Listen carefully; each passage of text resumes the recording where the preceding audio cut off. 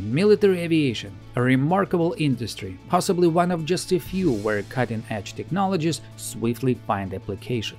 With its sole aim being a victory over adversaries, the assessment criteria of military aircraft remain fairly consistent. Speed, faster is better, ceiling, higher is better, combat radius, the farther the better, and these principles of basic evaluation and comparison of military aircraft remain pretty much the same for any time period or country, whether it's the US, British, German, or any other air force in the world. However, in aviation history, there existed one air force whose pilots, beyond the standard measures of evaluation, also had an additional and quite unique assessment criteria. It is the Soviet pilots who didn't just distinguish between planes based on standard flight characteristics, how fast or how far they could fly, but also by a rather unconventional measure, the amount of alcohol the aircraft carried. When you speak about the Soviet people, arguably one of the first stereotypes to come to mind is drinking lots of alcohol, which indeed is 100% justified.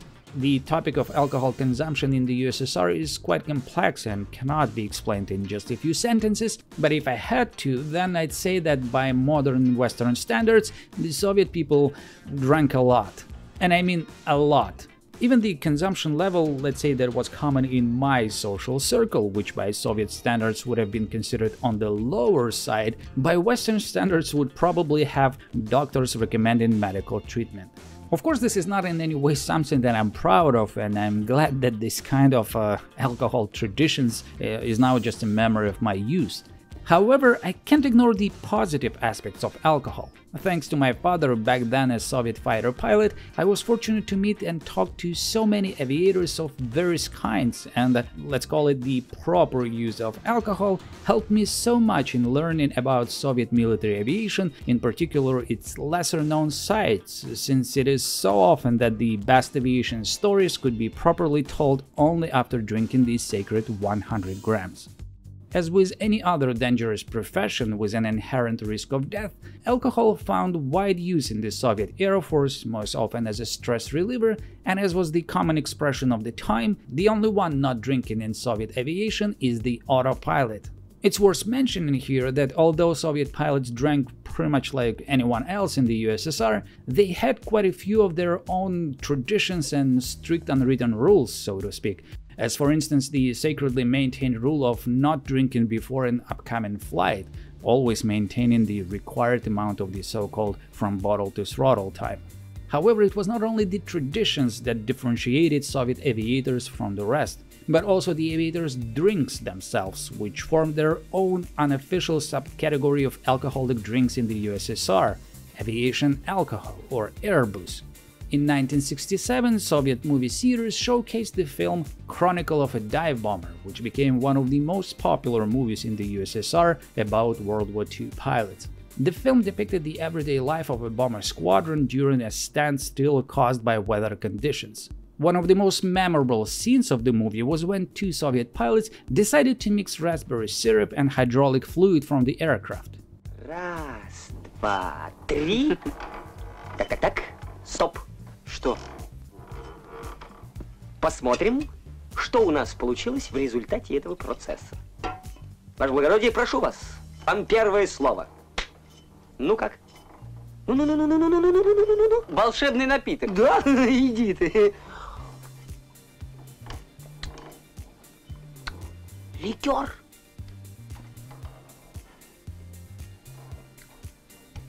Ликер. Шасси. Звучит?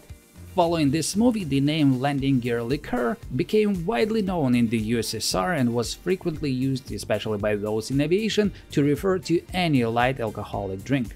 However, what most of the Soviet audience didn't know was that the landing gear Liqueur, made from hydraulic fluid, wasn't a fictional creation of filmmakers at all. It was a real drink used, or I should say consumed, within Soviet aviation. Moreover, it was only one of several drinks obtained, so to say, from airplanes, with the most famous including Sooltyga, Shylo, Shpaga and Massandra.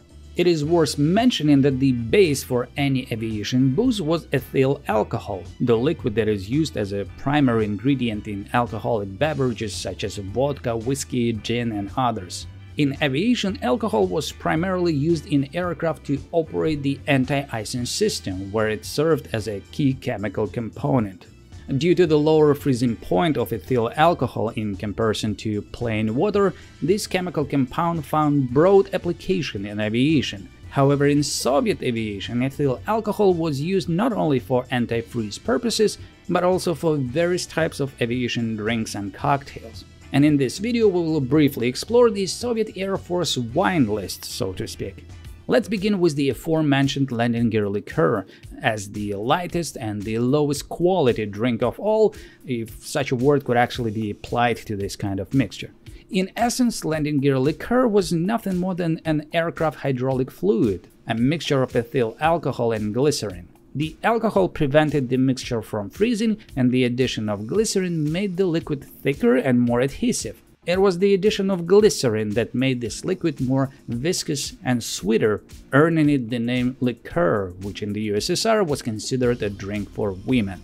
However, the possibly higher quantity of glycerin in the mixture or poor mixing of the ingredients could actually cause the mixture to act as a mild laxative, and perhaps this subtle element of risk and uncertainty made landing gear more of a drink for real men, despite being called a liqueur. The primary purpose of the liqueur, however, or technically the one and only purpose, was as a fluid in the aircraft's hydraulic system, used for retracting landing gear, air brakes and flaps, as well as for braking the wheels, which altogether worked the same way on old piston engine planes as on the first Soviet jet fighters. Which means that the MiG-15 crews in the 50s were still enjoying landing gear liqueur. Although landing gear liqueur managed to transition into the jet era, the further development of aviation demanded new technologies and speeds, which in turn led to the creation of new aviation cocktails. For example, if the 1949 Sukhoi Su-15 first was still filled with landing gear liqueur, its infamous 1965 successor, the Su-15 Boeing Killer, provided Soviet aviators with a new cocktail, Sooltyga. One of the not-so-good flight characteristics of the Su-15 Interceptor, especially its early versions, was its very high landing speed of 350 km/h, which in turn required a longer run after touchdown.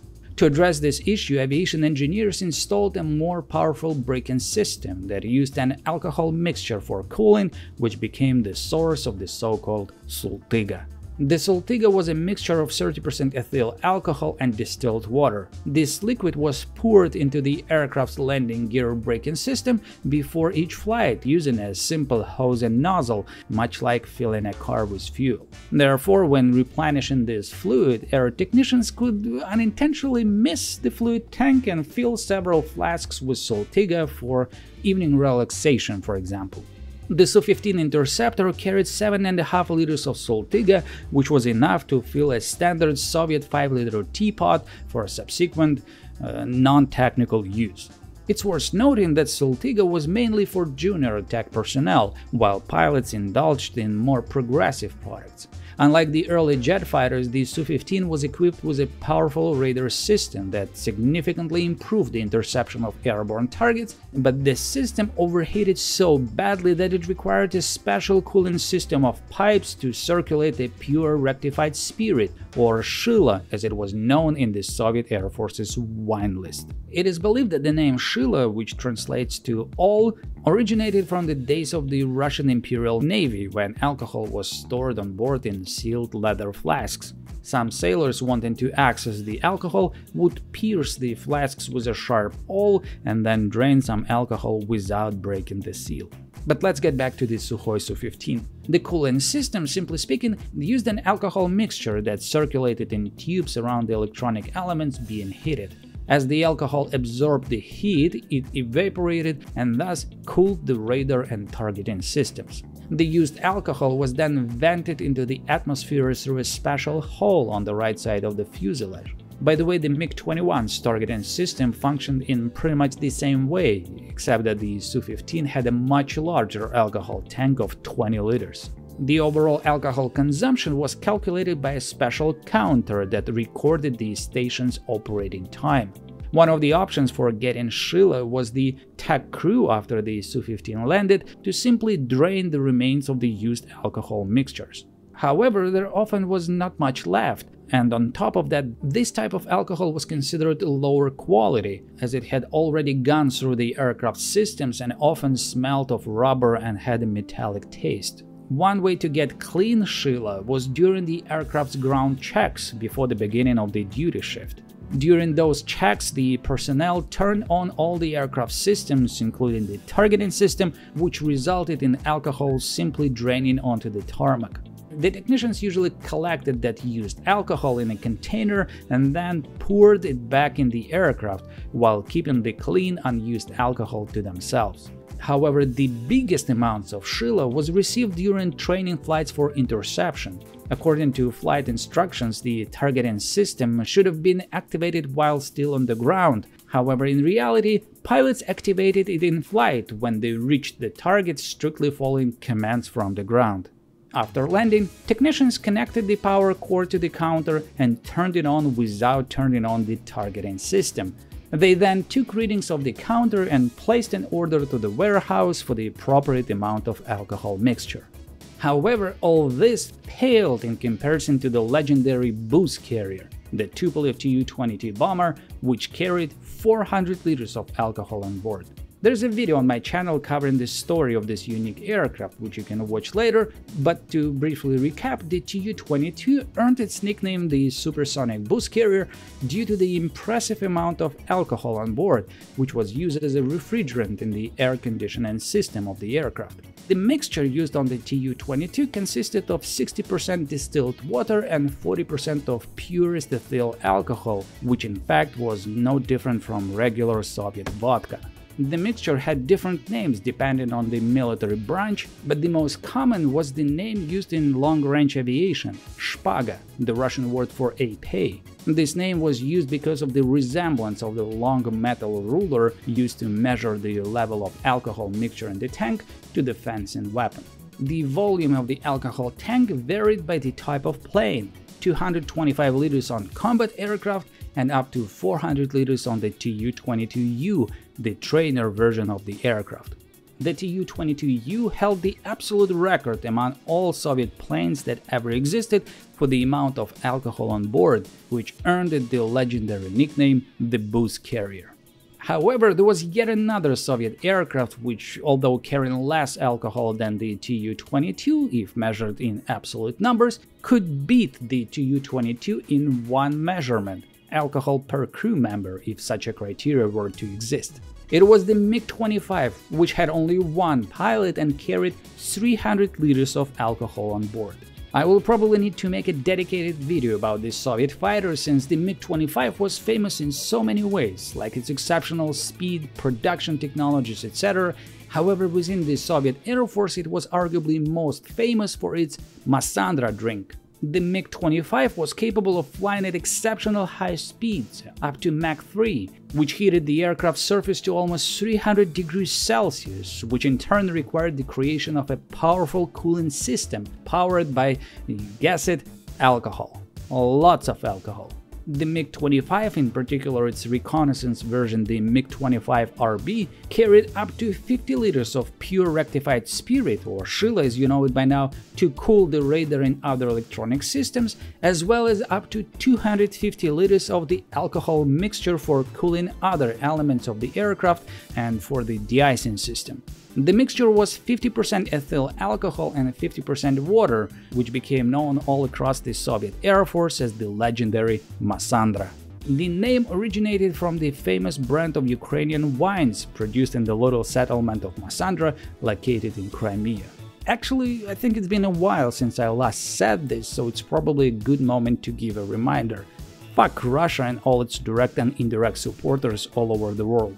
For the rest of you good people, we will continue. Massandra was one of the most famous wine brands in the USSR, and it's no surprise it was chosen by the Soviet pilots as the name for the drink that was produced, so to say, by the MiG-25 fighter, which in turn earned the aircraft one of its nicknames, the Twin Tail Restaurant.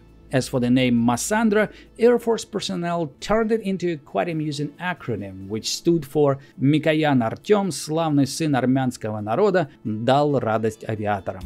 In regards to Artyom Mikoyan and the MiG-25, there is also another legend that once he received a letter from Soviet pilots' desperate wives complaining about the alcohol in the MiG-25, whose consumption led to so many family conflicts. Artyom Mikoyan read the letter and replied that if it were ever needed for matters of national security, he would even start filling his planes with cognac.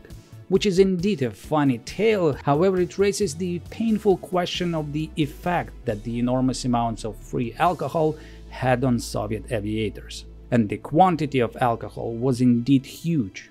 I remember when my father told me this story, how at the time of his transition in from the MiG-23, one of the options he was offered was switching to the MiG-25. He was once at one of the Soviet MiG-25 air bases in Poland, visiting his former flight school mate, who was now flying on the MiG-25 and who colorfully told him how great service on the MiG-25 could be. They were sitting in his apartment, which was filled with countless bottles and jars spread all over the place, all filled with Massandra. But the most impressive thing, as he recalled, was the bathtub, which was also filled to the brim with alcohol drained from the MiG-25. To be honest, at first I didn't believe the story, taking it as some aviation tall tale. But many years later, while reading various MiG-25 pilots' recollections, I so often stumbled across these memories of bathtubs filled with Massandra due to the lack of bottles or containers to store it, so I quit doubting my father's story. I don't know what my life would have been like had my father chosen the MiG-25, but he decided to go with the MiG-29 fighter, which, as pilots were saying, was designed by Mikoyan, but for the matter of alcohol was actually Sukhoi. Whether it was the right or wrong decision I can't say, but at least we could take a shower every day, so I can't complain. As for the matter of alcohol consumption among the Soviet aviators, it is a complex question since you can't discuss it without taking into consideration the overall situation in the USSR. And that would require a whole different dedicated video, which actually brought me to the point of starting a second YouTube channel where I would cover the history of Russia, first of all its Soviet period, without limiting myself only to aviation topics. I will put the link to the channel in the description. At this point it doesn't have any videos and I can't promise when exactly I will release the first video, but I've been thinking about this second channel for more than a year now, and I feel that if I publicly mention it now, that will push me to finally put those scripts that I already have into videos. Otherwise I will hesitate for yet another year. So check the link, subscribe if this is a topic you are interested in, and let's consider this as my New Year's resolution to finally launch the new channel. Anyway, the problem of alcohol in the USSR indeed existed, and that would be the mildest way of saying it. Those serving in the Soviet Air Force, of course, were no exception, consisting of the same Soviet people. However, there were some important differences that distinguished the Air Force from the rest of Soviet people, if you will. It is commonly believed that one of the main reasons for heavy drinking in the USSR was poverty and hopelessness. You see, it is one thing if you live in complete poverty, but it is a totally different thing when you know that there is no way you can change your situation. In the USSR, you couldn't change your job simply because you didn't like it, or move to a different city for a better life, not to mention to a different country, which was almost impossible. Despite proclaiming a society of equal rights, the USSR had distinct classes, and if you were not fortunate enough to be born in a family of the so-called nomenclatura, your future prospects were quite miserable. The Soviet Air Force, meanwhile, was one of only a few ways available for a regular Soviet citizen to move a few levels above average society. Soviet pilots, especially in fighter aviation, were considered the Soviet elite, receiving in general higher payments, better housing, additional food provision, and so on. Joining the Air Force, however, was not that easy due to the rigorous entry requirements, not to mention the huge number of those willing to join. Every Soviet pilot who eventually managed to join the Air Force had faced tough competition and was rarely willing to easily give up all the achieved benefits for stupid reasons. Alcoholism was in fact one of those few reasons which were not forgiven in the Air Force and could quickly get you expelled from service without any pension. However, it's worth mentioning here that there was another side of the coin here. Since it was almost impossible to quit the Air Force of your own accord, those pilots that had their reasons faked alcoholism so to leave the military. However, there was always a fine line between faking and falling into the disease for real. Of course, in general, Soviet aviators drank quite a lot. That was just a part of the Soviet social culture, if you will. However, whether the access to excessive amounts of free alcohol became a problem or an opportunity always depended on the particular person.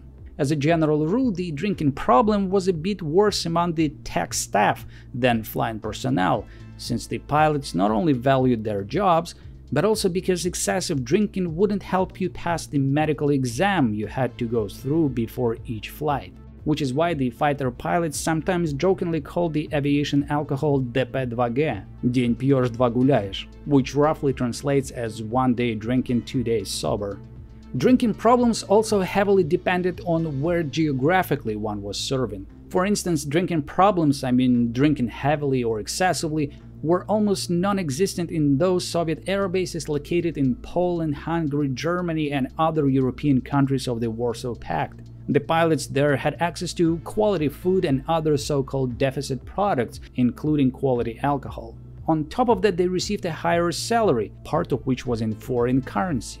Drinking excessively would automatically mean losing all those advantages and being transferred from Europe to one of the farmost bases in Siberia. However, if we are talking about those farmost bases in the middle of nowhere, there the problem of heavy drinking was blooming, partially due to the same hopelessness, as some would say, they can't exile me any further than Siberia. And yet even there it mostly depended on the person. The thing is that in 1985, to overcome drunkenness and alcoholism, the Soviet government announced prohibition, which in particular was followed by a severe reduction in the availability of alcohol, resulting in skyrocketing prices on unofficially sold alcohol, as well as a significant increase of home-based moonshine distilleries.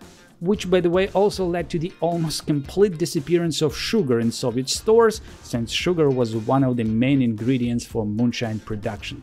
In the USSR, alcohol was always considered as one of the unofficial currencies, which could be exchanged for pretty much anything, whether getting a scarce product or a specific service. And here, the Soviet aviators' access to large amounts of free alcohol became a huge financial benefit, which in particular was reflected in those alcohol-carrying aircraft's nicknames. For instance, the Tu-22 was often called the milking cow, while the MiG-25 was most often called by its pilots the grocery store and the breadwinner, since in a way those aircraft provided the pilots with an additional pay bonus that helped to feed their families. Usually the air booze was either exchanged for needed products or simply sold for money. One of the most popular topics of discussion among Soviet officers was recipes for removing the slight rubbery aftertaste that Massandra got if it was drained from the plane after the flight. The variety of recipes was huge: activated carbon, orange peels, chokeberry, walnut membranes, and other ingredients which helped to reduce unwanted smell and aftertaste, and thus improve the quality of drink. In a weird way, in some regiments, aviation booze facilitated higher standards of aircraft service and maintenance. Normally, the aviation booze could be drained only from those planes that were flying. Simply speaking, malfunctioning or poorly serviced planes stayed on the ground and didn't provide the tech crew with aviation booze, and thus extra income, which led to a hidden competition between the tech crews to better service their planes for them to be chosen for the next flight shift. It seemed that damned capitalism grows well when watered by communist alcohol. But jokes aside, if one had some entrepreneurial spirit, it could lead to some quite impressive results. And it was not rare that in just a couple of years the aviator could save enough from selling alcohol to buy a car, which was a lot. However, excessive entrepreneurial spirit could lead to the same problems as simply drinking the alcohol: severe punishment or expulsion from the Air Force, as was the case with the 203rd Heavy Bombardment Regiment, armed with the Tu-22 bombers.